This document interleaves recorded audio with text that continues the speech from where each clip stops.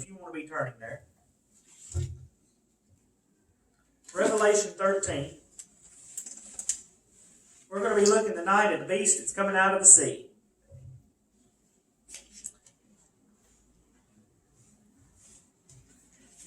And I'm just going to cover probably the first 8 verses.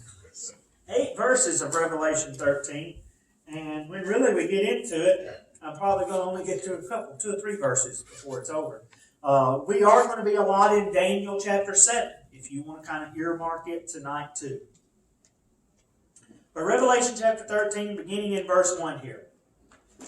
It says, Then I stood on the sand of the sea, and I saw a beast rising up out of the sea, having 7 heads and 10 horns, and on his horns 10 crowns, and on his heads a blasphemous name. Now the beast which I saw was like a leopard. His feet were like the feet of a bear, and his mouth like the mouth of a lion. The dragon gave him his power, his throne, and great authority. And I saw one of his heads, as if it had been mortally wounded, and his deadly wound was healed. And all the world marveled and followed the beast. So they worshipped the dragon, who gave authority to the beast. And they worshipped the beast, saying, Who is like the beast? Who is able to make war with him? And he was given a mouth, speaking great things and blasphemies, and he was given authority to continue for 42 months. Then he opened his mouth in blasphemy against God, to blaspheme his name, his tabernacle, and those who dwell in heaven. It was granted to him to make war with the saints and to overcome them. And authority was given him over every tribe, tongue, and nations. All who dwell on the earth will worship him, whose names have not been written in the book of life of the Lamb slain from the foundation of the world. Listen, one of the great hobbies, I guess you could say, one of the great things that Bible students and Bible scholars love to do in this modern era is try to identify the Antichrist. They try to put a name to this person in here that we just read about. And this infamous person mentioned in Daniel chapter 7, described more detail in Revelation 13, has caused a lot of speculation out there. And it's very interesting to note some of the people who have been labeled as the Antichrist throughout history. People have been pointed and say, there's the Antichrist. Nebuchadnezzar in Scripture was labeled as the Antichrist. Genghis Khan was labeled as the Antichrist. Stalin was labeled as the Antichrist. In the modern era, probably the most noted figure to be labeled as the Antichrist was Adolf Hitler of Germany. People up all over Christian says, there's the Antichrist for what he did to the Jews. Others have suggested that Judas Iscariot was the Antichrist, since he was the only person ever referred to in Scripture in the context of the devil.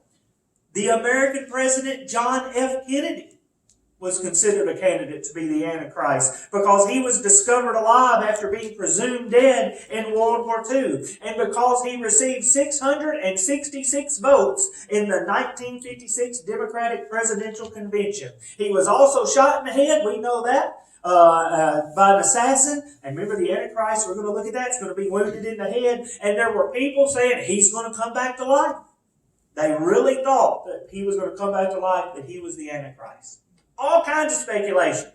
But listen, to avoid speculation, we need to study what the Bible says about this coming world leader. There's a man who figures prominently in the events of the Great Tribulation and the last days on the planet Earth. And the place I want to begin here tonight, kind of gathering clues about this person, is actually back in Daniel chapter 7. That's where we're going to start tonight, and we're going to look as to the kind of person that the Antichrist is going to be when he appears on the world stage. And really getting a look at the kind of person, we'll get a more clear picture of him. Because I'm going to tell you first and foremost, the Antichrist is going to come on the world stage and he's not going to be scary. He's going to be charismatic. Very charismatic. Daniel chapter 7, verse 7 and 8.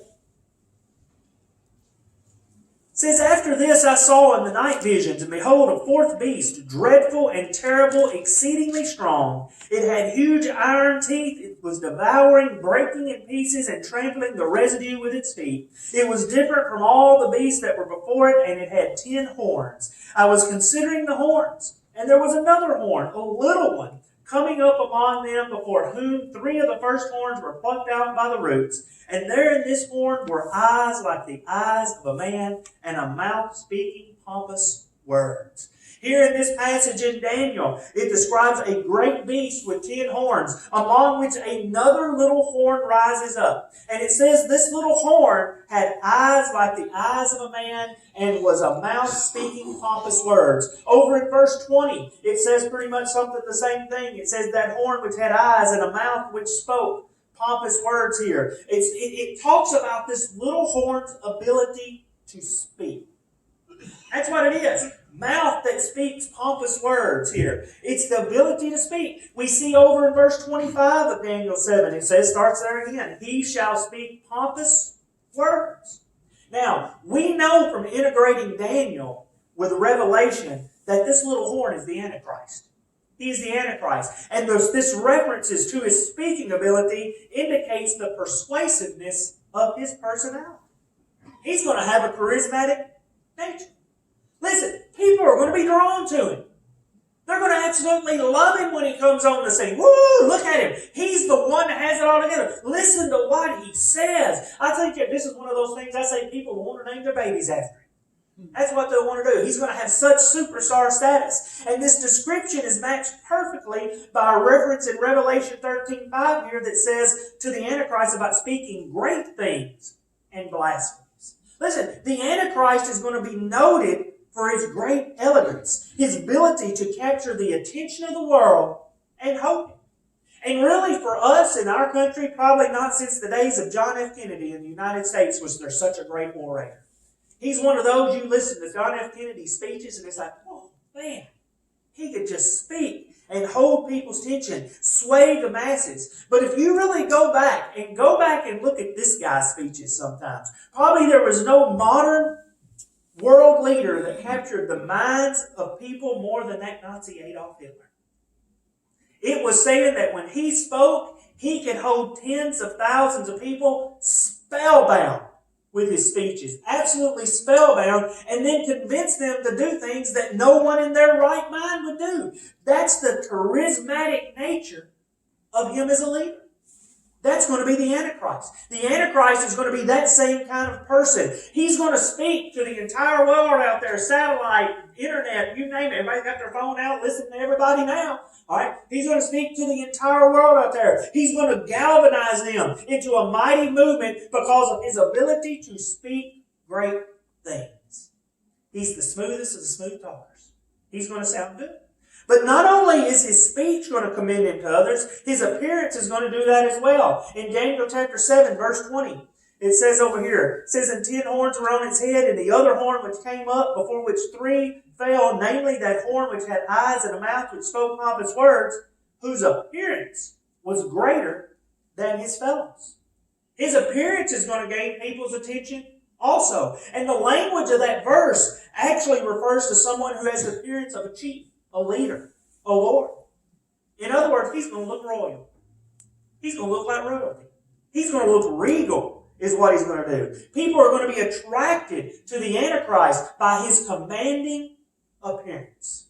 And y'all know what I'm talking about. You've all seen people who, when they walk in a room, you go, now there's a person who's in control, who knows what they're doing, and they are absolutely in control. So that's what he's going to look like. He's going to look like he has it all together. He's going to look like he has it all under control, and that he's the one with all the answers.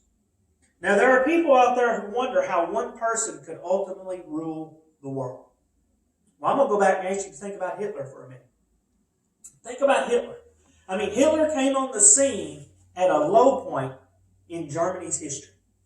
Germany had come through World War I. Germany was actually destroyed as a nation. Their economy was absolutely at the bottom and couldn't get any worse than it was. There was no industry. There was nothing.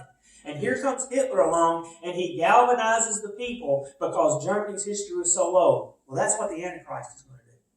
The Antichrist is going to come on the scene at a time when it appears that all hope is gone. And I believe he's going to appear just soon after the rapture. And you think about how the world is going to be after the church is raptured out. It's going to be absolute chaos. Absolute chaos. It's going to look like there's no hope. And here comes the Antichrist who's going to step in. He's going to fill a leadership vacuum, which no one else there is going to appear to be qualified to do. People are going to flock to him, and people are going to be willing to do anything that he says. It says in Revelation chapter 13, that last part of verse 3 there again, it says, and all the world marveled and followed the beast. You hear that? They marveled at him. Woo! Look at him. Listen to him. Boy, when he comes out here and speaks to us, everything seems to be all right. And just look at him. He's in control. They're going to follow him. So he's going to be charismatic, but he's going to be more charismatic. He's also going to be very clever. Very clever. The reference in Daniel chapter 7 verse 8 again, and Daniel chapter 7 verse 20, talks about his eyes like the eyes of a man. That refers to his intellect. Listen, the Antichrist is no dummy. I've said it before, Satan is no dummy. Satan's brilliant. He's just brilliantly ignorant. Alright? Brilliantly stupid. But he's brilliant. So's the Antichrist going to be. And we can assume here that he's going to apply that intellect to solving the massive problems that are going to exist at the beginning of the tribulation period. He's going to be the one that says, look at all this chaos that's caused. But and he's going to say, we don't know where these people went. Maybe aliens took them away. I don't know. But he's going to come up with the answer. He's going to come up with clever solutions to world-level problems. He's going to appear to be the wisest and most cunning of all the people, all the leaders at that time. He's going to be able to think of creative plans which no one else can. And he uses his cunning to eliminate 3 other kings who exist when he comes on the scene. I'll go back to verse 8 of Daniel chapter 7. It says, I was considering the horns, and there was another horn, a little one, that's the Antichrist, coming up among them, before whom 3 of the first horns were plucked out by the roots. So there's 3 horns, 3 leaders. Now 10 horns actually represent 10 kingdoms here. This is the reunified Roman Empire. You say, well, how do I know that? Well, the Bible tells me. I always say use the Bible to explain the Bible. Over in Revelation chapter 17, verses 12, it says, the 10 horns which you saw are 10 kings who have received no kingdom as of yet, but they receive authority for 1 hour as kings with the beast.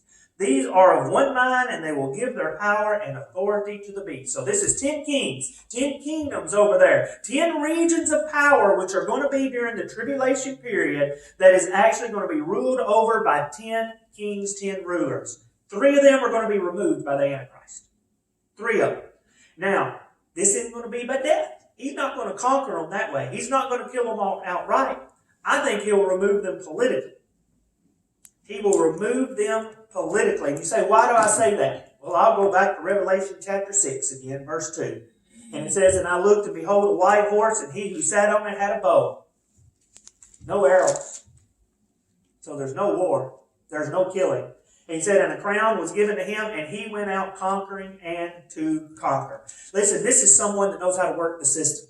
And he will work the system, pushing and pulling, until he accomplishes his goal of consolidating power in himself. It is all about him wanting to have it all. He wants to conquer, and he goes out conquering and to conquer.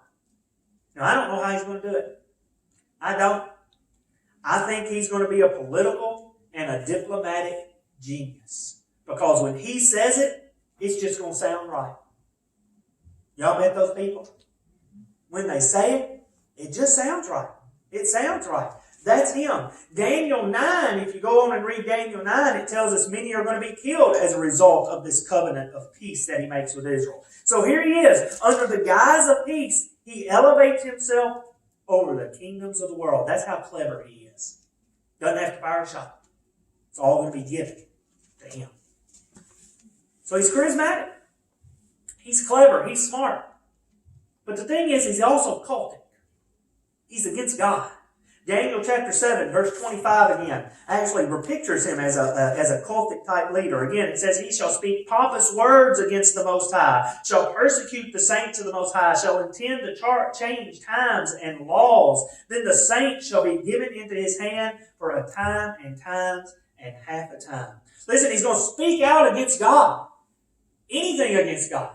He's going to seek to change times and laws here. A reference to the growing influence that he's going to have over millions of lives. Listen, he's going to change customs. I think I said times come out of my mouth a minute ago. He's going to change customs and laws. You say, well, how? Is it not happening today? Is our very Constitution not being changed today to try to take out any reference that there is to Almighty God, period? Is our laws not being changed today to do away with anything that has to do with God, period? It's going to happen. Anything that is a reference to God, He wants gone. If it's a custom, it's gone. If it's a law, it is gone. That's why we're seeing this even now under the spirit of the Antichrist being here. Imagine what it's going to be like when the Antichrist actually comes here and trying to get rid of things of that nature. And you say, well, that sounds crazy. It's not. During the French Revolution, the leaders tried to institute a 10-day week. We're going to have a week that lasts 10 days versus a 7-day week that was instituted by God. It was an effort that failed. But they tried to do that. The Antichrist is going to attempt to erase all vestiges of the presence of God. Why? He wants to remove God, period. Because he's going to claim to be God. That's what it does. He's going to appear to attempt to elevate himself to the position of God on earth and actually make a pronouncement as deity. He wants to receive the worship of the world. Never forget, that's what Satan wants. He wants worship. 2 Thessalonians chapter 2, verse 4 says, who opposes and exalts himself above all that is called God or that is worshipped, so that he sits as God in the temple of God, showing himself that he is God. Here I am. That's what he's going to say. I've got it all under control. I am God. Come worship me. Worship me. And listen, this isn't a new idea. The idea of placing the creature, or the creature places himself above the Creator, that's not new. It's been done before, never successfully. Antiochus Epiphanes, actually in the year preceding the birth of Christ, was called Antiochus the Madman, or Madman, by those who knew him. Why? Because he thought he was God. He thought he was God. He actually had the image of Zeus put on the coins in order to convince the people that he was deity, and he ought to be worshipped as such. That's the way it's going to be with the Antichrist. All those who dwell upon the earth, it says in Revelation chapter 13, verse 8, all those who dwell upon the earth will worship him. People are going to fall for it. They're going to fall for it. They're going to worship him. They're going to look at him and says, he's the one that's going to help us. He's the one that is going to save us. And he does that because he's charismatic. He does it because he's clever. He's going to be culty. But see, they're going to find out that he's also going to be very cruel. Very cruel. Back in Daniel chapter 7 again, verses 23 and 25. Verse 23 says, thus he said, the fourth beast shall be a fourth kingdom on earth, which shall be different from all other kingdoms, and shall devour the whole earth, trample it, and break it in pieces. Again, verse 25, he shall speak pompous words against the Most High, persecute the saints of the Most High, and intend to change times and laws, and the saints shall be given into his hand. Right there's the evidence of the cruelty of the Antichrist. Here he is pictured as a beast. The text says that in verse 23, he's going to devour the whole earth. He's going to tread it down, trample it down, break it into pieces. You've got to remember, there are Christians who are alive whom he's going to persecute when he's on this earth. He's going to persecute them. Believers of the present age, we're gone. We're up in heaven. But those who have come to faith in Christ during the tribulation period, they're going to feel his wrath. They would suffer less if they were to be killed. But he's going to wear them down through continual persecution. I say go back and think about Hitler again. Because we say, well, how's that going to happen? That's the one thing that I can actually see enough video of and read enough of history I can get in my mind. Think about how he persecuted the Jews in Germany and Poland. Didn't allow them to engage in commerce. They couldn't buy or sell. Publicly humiliated them. Arbitrarily killed random individuals. My friend, that's the same thing that Antichrist is going to do to believers. He's going to absolutely terrorize them. He's going to constantly wear them down with constant pressure and persecution. And we see in various places in Scripture what the Antichrist will do to believers. In Revelation chapter 13, we're going to see he's just going to outright kill believers is what he's going to do. Zechariah chapter 14, we know he's going to conquer the city of Jerusalem. In Revelation 13, he's going to slaughter a myriad of Gentiles. In Daniel chapter 7, verse 25, it says he's going to persecute the saints of the Most High. In other words, my friend, he's going to be a dictator, a cruel, evil dictator such as the world has never seen before. That's his personality. His personality. He looks good at the start, but then his real colors are seen. And then look at his profile here. Let's go back to Revelation 13. That's what we're supposed to be in anyway, isn't it? All right. Revelation 13. If you'll remember at the end of Revelation 12, we heard a song being sung in heaven about Satan being cast out of heaven. And the good news, Satan was removed from heaven. The bad news, he landed on the earth. That's what it says there in verse 12 of chapter 12. Woe to the inhabitants of the earth and the sea, for the devil has come down to you having great wrath. Revelation 13 now tells us that Satan embodies the Antichrist. In other words, when you see the Antichrist, you're actually seeing Satan. You're seeing what his nature is, what it looks like. I mean, this is the first beast of Revelation here, and it's no doubt talking about the dragon gave him his authority, and we're going to see in a little bit how the Satan actually takes it over, enters into it. And so, I think about it from the standpoint, Satan is the great imitator. He wants to be like God. Jesus was God in flesh. The Antichrist is Satan in flesh. That's pretty much what we can look up as. Satan in flesh, walking around. Nothing more than looking like Satan walking around himself in a physical body. Now when he comes to power, his power is going to be rather inconspicuous. All right? His rise to power, inconspicuous. In other words, we know from Daniel chapter 7 again that the Antichrist is going to gradually become more and more powerful.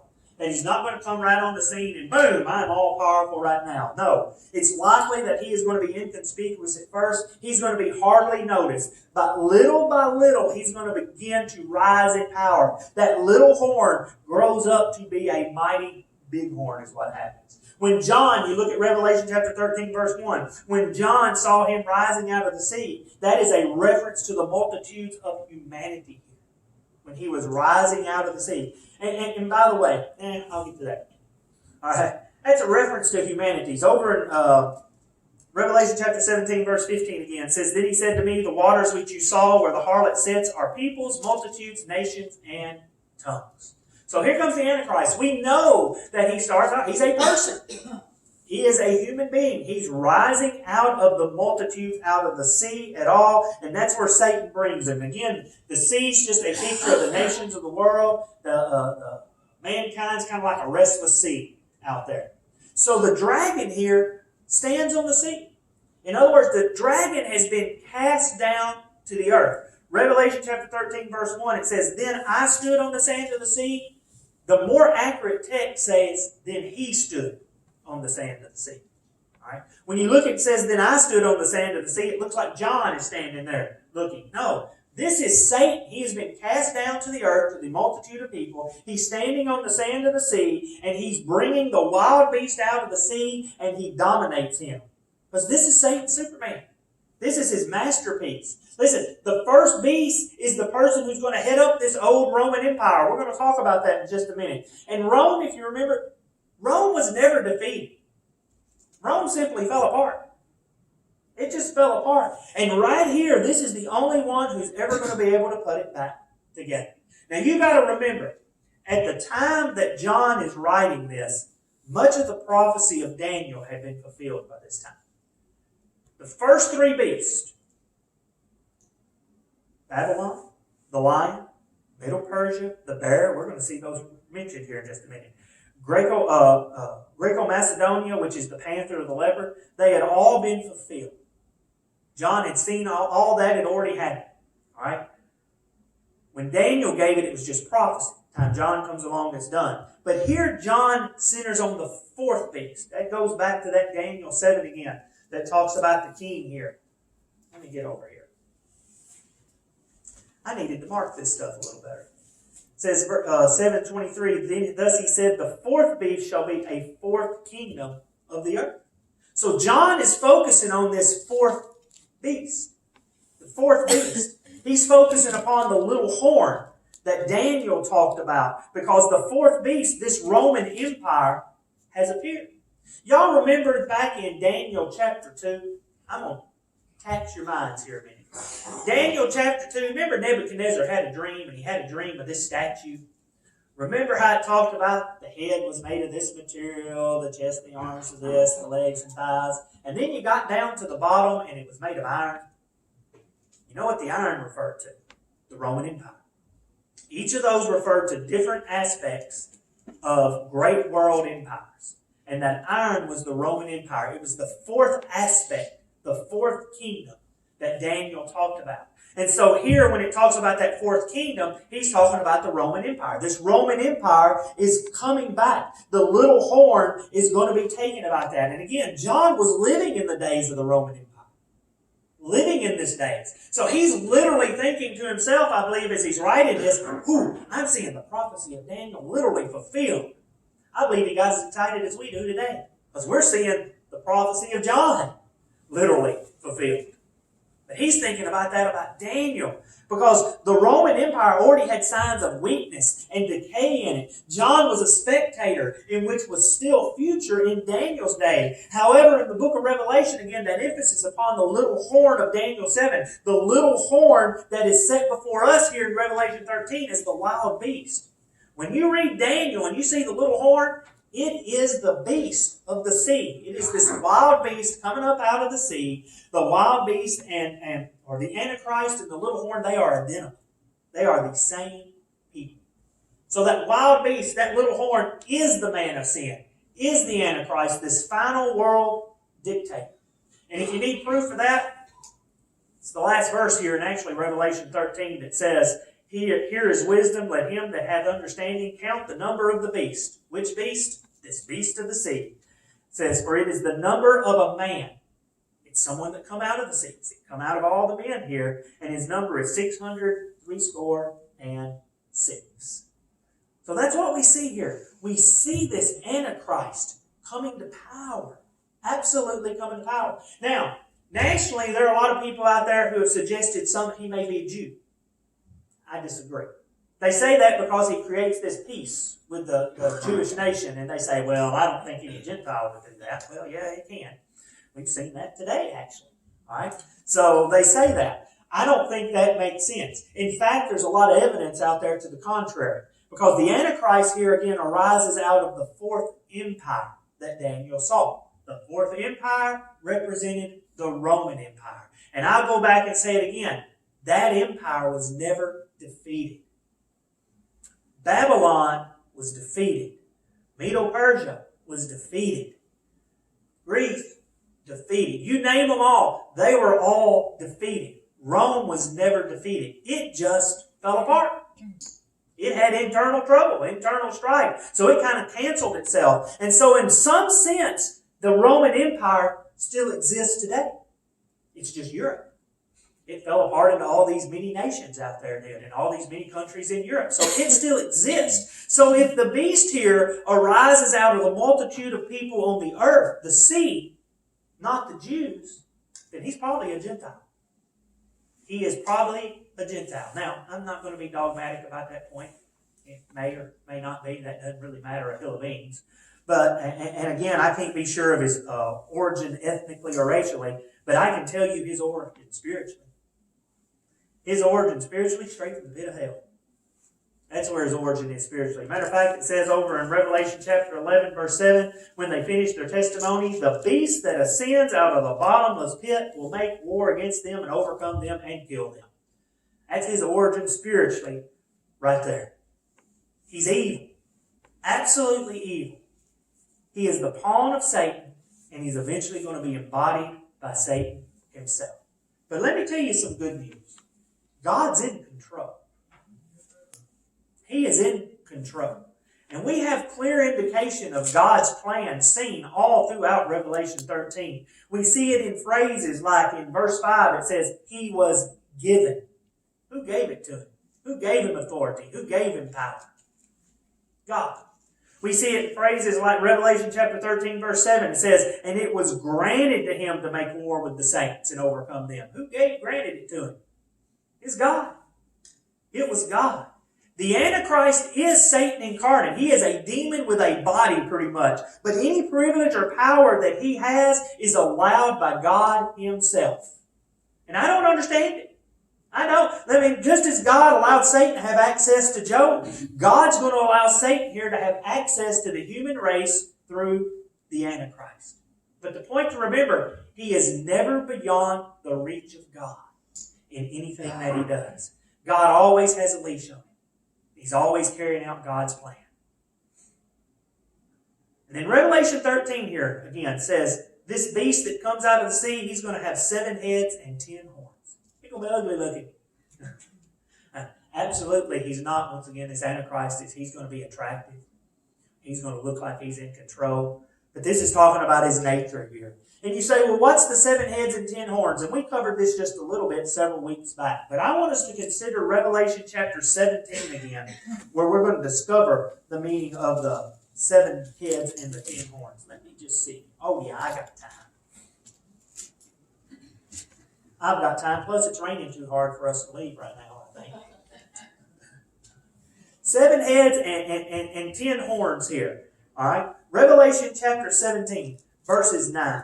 It says, here is the mind which has wisdom.